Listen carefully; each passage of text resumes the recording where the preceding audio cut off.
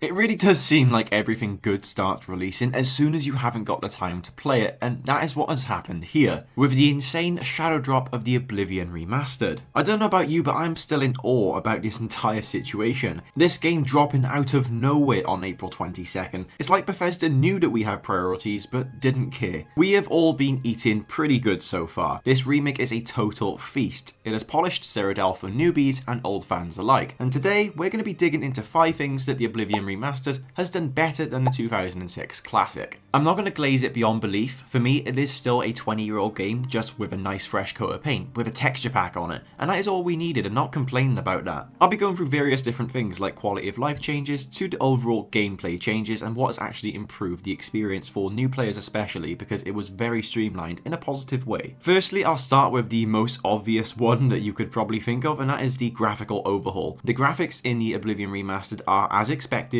obviously improved a lot, delivering an immersive upgrade that has transformed Cyrodiil into a breathtaking world that feels alive in 2025. Now, back in 2006, Oblivion was groundbreaking for its time, with sprawling landscapes at the time and bustling cities that really defined open world RPGs for that era. But let's be real, the visuals haven't aged as well as the game. Blocky textures, flat lighting, as well as that you obviously have the lower resolution character models and repetitive grass patches that didn't really help. The Oblivion Remastered, powered by Unreal Engine 5, reimagines this world with a level of detail and dynamism that elevates every quest, exploration and moment for me, making Cyrodiil a place that you can't help but lose yourself in. All of this while staying true to the original's ambitious spirit. Now, I won't say it's perfect. I know it's not necessarily to do with the graphics, but it is certainly to do with the engine. I am really quite frustrated with the loading screens at times. It has unfortunately become a staple of Bethesda's work, and maybe something we'll just have to get used to going forward. Now, for me, the environments are the star of this graphical overhaul. The forests are now dense with layered foliage,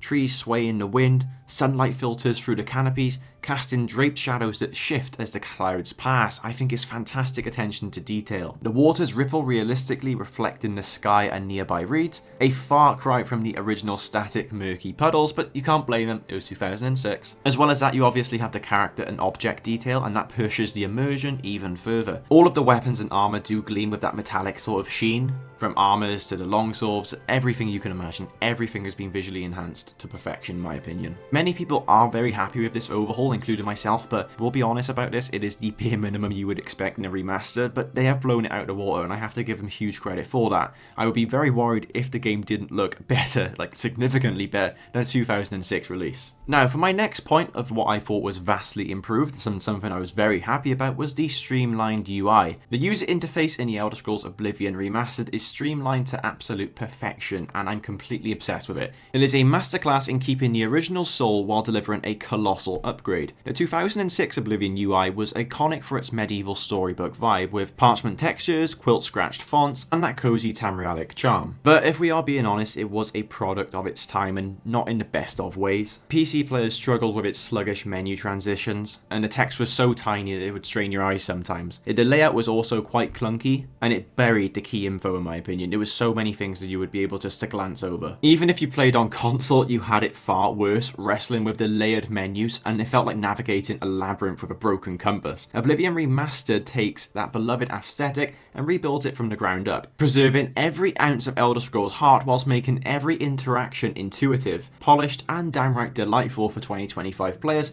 who just want to be able to see what they want on the menu. They're still draped in that parchment look, but now crisp, responsive, and brimming with functionality. The inventory is a standout, gone on the original endless list that forced you to scroll down 50 times to find a health potion. Now for me, it's far more organised with tabs for weapons, armour, potions, ingredients, letting you sort weight value or type with a single button. You can see up to 20 items at once with larger fonts and clear icons, making gear management a breeze. The stats screen as well is equally refined, presenting attributes like strength, agility, and luck in bold bars with detailed tooltips explaining their impact. Perfect for the new players or veterans who just want to remind themselves. Something else that deserves to be mentioned is the map, because before it was a huge cluttered mess. Now it is a fully zoomable with Skyrim-like inspired icons for cities, dungeons, and stables, plus filters to highlight active quests or undiscovered locations. I think this is the UI Oblivion always deserved. It's not about looking right, it's just about feeling right. Whether you're a console player or a PC player, it is just as easy. It helps with those mundane tasks like sorting through potions,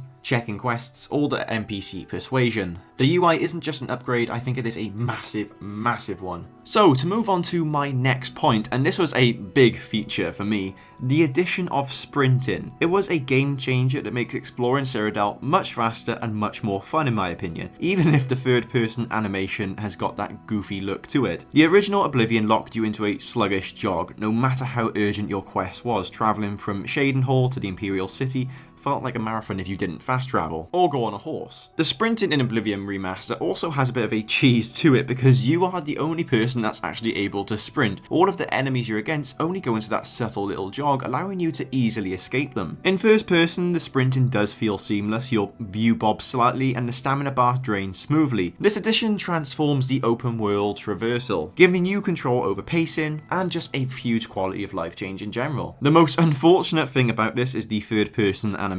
It is hilarious. Your character sprints like they're auditioning for a comedy with lanky legs pumping and arms flailing about. It's not bad, but it's just completely and utterly awkward. I would never want to see my character run like this, so it kind of locks me to have to play in that first person because I just can't bear to look at it. Whether you're sprinting in first person for immersion or laughing about the third person's charm, this feature is massive in terms of upgrades, speeding up Cyrodiil whilst keeping Oblivion's heart intact. Now, another important change and something that absolutely had to be addressed in any sort of remake or remaster is the leveling system. The leveling system in Oblivion Remastered is a huge triumph, taking the original's clunky, restrictive setup and turning it into a much better, much more thought out system that allows for a better gameplay experience. The 2006 Oblivion tied your level progression to major skills, a system that sounded empowering but often became a trap. Pick skills that you use often, like Blade or Sneak, as majors, and you'd level way too fast, causing enemies to scale beyond your actual power. Pick less used skills and you'd have to grind forever, stuck in the mismatched world of HP Sponge Bandits and Daedra. Now, at the heart of the Oblivion Remastered's overhaul is the Virtue Point system, a complete reimagining of how you grow. Every action, swinging a sword, casting a firebolt, picking a lock, fills skill progression bars for Blade, Destruction, Security and more. These bars track your mastery, and when enough is filled up, you're prompted to sleep in a bed to level up. Here, in my opinion, is where it gets brilliant. Leveling grants virtue points, which you can then assign to free attributes, giving you total control over your character's core stats. If you wanted a beefy warrior, just pump up strength and endurance. Prefer a nimble thief? Boost agility and speed.